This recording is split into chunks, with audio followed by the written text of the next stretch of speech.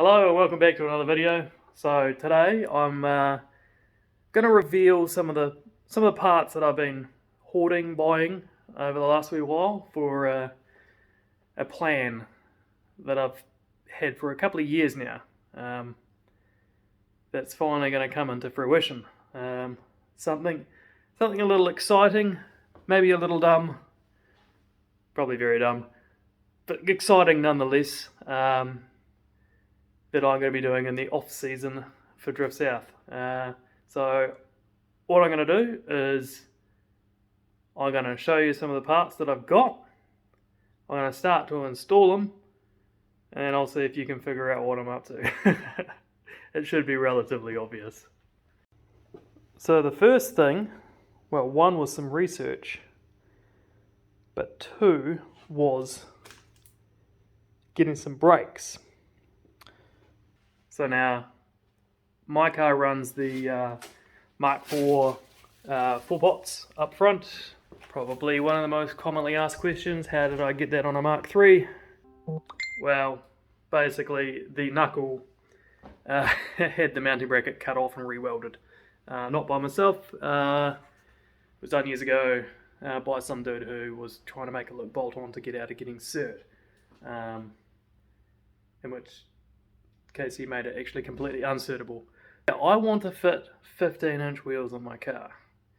There is no way 15s are going to go over those. That's 17's minimum. So in doing some research for someone else, I discovered that a Supra certain model came out, the JCZ30, came out with brakes and rotors to suit 15-inch wheels. So got a pair of those. So now I can fit 15s on the front. So now onto the rear. I have bought some new wheels. So once again, had to get 15s, and I have something stuck to my foot. I have Evo Brembos on the rear. Now I originally tried 15-inch alloy, and I couldn't get the brake caliper inside there. So I rolled the dice and I bought these. So these are a 15 by 8 negative 22 offset. And I also have a 25mm spacer. So now I actually have the caliper not even inside the rim. Sketchy, maybe, but it works. So I now have very, very little clearance, but I have a 15-inch wheel fit over my Brembos. So that is the rear brake sorted. So now I can run 15s on the car. There's another piece. So this is borrowed off Willie. He put these in the cupboard for a rainy day when you never knew, you might need them. Some Mark III Supra factory Bilstein suspension. So these will be great at raising the car up a little bit. So yeah, I've got my small brakes to fit my small wheels and my jacked suspension to have the clearance for these rather unusual tyres. So I'll leave you guess what I'm up to. I'm sure you've got it by now. But I'm going to start fitting the coilovers, specifically to the rear right now, because I can now put the car on the ground that the fuel system is done. And start working on a little bit of the rear alignment. And that means I can push the car backwards to chuck the other springs in the front. Well, that is one Bilstein in. Still, which is good to know. It still works with the upper arm. That is still the version 1, still uncoated, because obviously just test it for ages and check to make sure there's no cracks or wear or everything, but that's been on there for ages now. It's actually well overdue to be released, but we're just actually quite busy with everything else. The only other thing I'm supposed to run a big washer there in case the ball pops off, but it's unlikely that's going to happen. Rambling now, but yeah, one Bilstein in. And that wheel is real low to the ground. Well, I got the rears on now, and I was just about to back it out to the drive so I can spin it around and work on the front. And then I realised I don't have a steering wheel. I took the steering wheel off to chuck it on my simulator. I need to go inside and grab that off.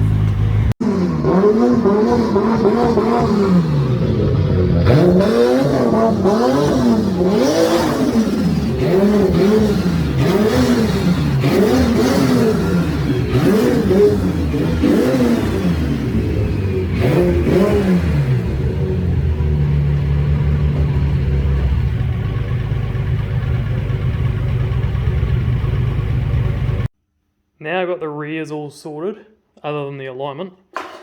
I need to start working on the fronts. So obviously spun the car around, about to take the fronts off. So these are Mark IV Supra twin turbo 4 pots and rotors.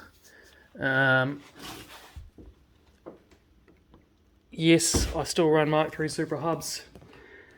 No, they don't bolt on. No, Mark IV Supra hubs, whilst they may bolt on, won't work because the caster's all wrong. So these knuckles had this lower mounting point cut off and re-welded at a different spot. To fit these, brackets are near on impossible to make this bolt on to the Mark III hub, which is the reason absolutely no one does it. Just the shape of the calipers and everything themselves, it doesn't sit nice or bode well to do it. You'd have to run a very large rotor, which would be pointless. You might as well just go for something bigger. But yeah, I'm going to pull these calipers off, put the small Supra calipers and rotors on.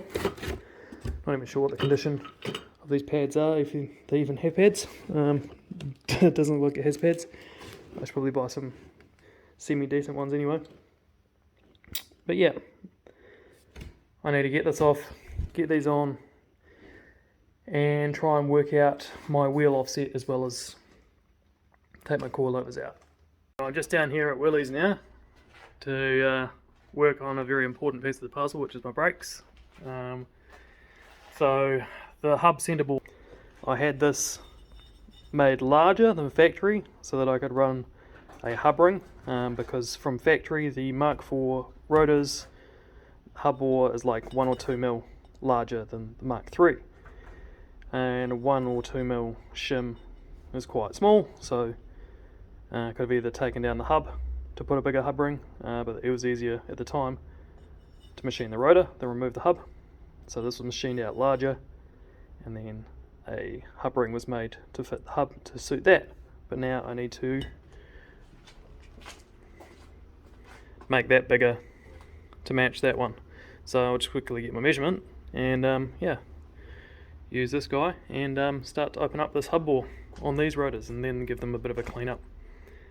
And that should be hopefully brakes on, other than I want to get some new pads. So the factory rotors are about 61.6, and these ones we'll get in a nicer spot, about 66. So I need to machine those out to 66 and then we should be good.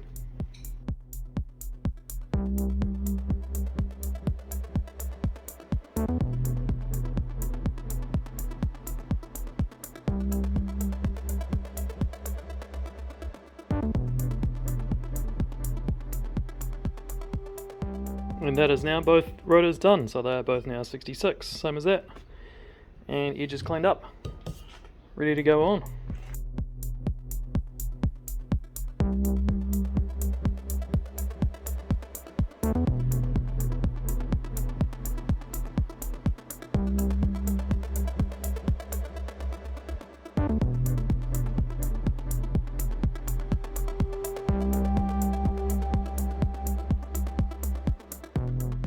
That's the last side sort of semi-buttoned together. Just going to get some new copper washers for the brake lines and some brake pads because this one doesn't have any. And then that should be all good, though my wheel bearing doesn't exactly sound delicious. So that might be the next thing on the cards, is doing some front wheel bearings.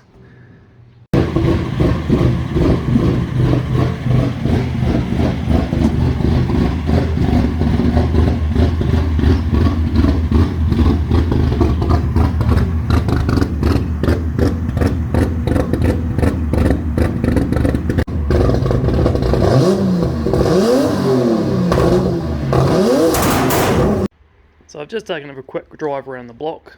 I just reset my toe a little bit before I did that. It's out, but it's better than it was. I just wanted to get the suspension to settle to have a look at where it's sitting. Front, it's got a little negative camber. Might straighten that out a little bit. Rear has got positive camber, so I'll adjust that. That's easy enough with the uppers. But most important thing is I've got to bleed the brakes because I changed the calipers. So just went down and saw Dave at Brake Tech and got some more copper washers, obviously because I'm changing over lines, some more brake fluid, and discussed some brake pads. So he's like, because you've got a stock proportioning valve, we've got very little we've got control of, so picking your pads is kind of more important. But he recommends obviously I get a proportioning valve. I might not. We'll see, but got to take a sample pad down because these are the small saw brakes and just want to make sure that they're the correct ones. And he's recommending some relatively flash ones. He's like, she's a fucking big old heavy car and she's going to dive down in the front, so you're going to want some decent pads because you'll cook them with those tiny brakes. So yeah, but as far as the rears go, I actually already need to get new pads for my Brembos. He's like, because obviously the balance is going to be all up to fuck with those tiny brakes up front, the Brembos on the rear, and the stock bias valves, and yeah. So he's like, his recommendation is chucking some good pads at the front, and go for a huss down a gravel road, because at the moment I've just got standard pads in the Brembos in the rear, but they're just worn. Just need new ones. He's like, take it as is, chuck good pads in the front, bed them in, and then go find some gravel and slam her on the anchors and see if she upsets the car and starts to want to get tail happy, and we'll see what we'll do with adjusting the pads from there. Obviously, once again, best thing, brake bias valve. Might do that for the next event, but not going to get it done for this one. But yeah, that's where we're at. I'm just going to bleed the brakes and get for a hoon another day, hopefully. Anyway, thank you very much for watching, and I will catch you on the next one, hopefully, where I'll get to do a little gravel testing.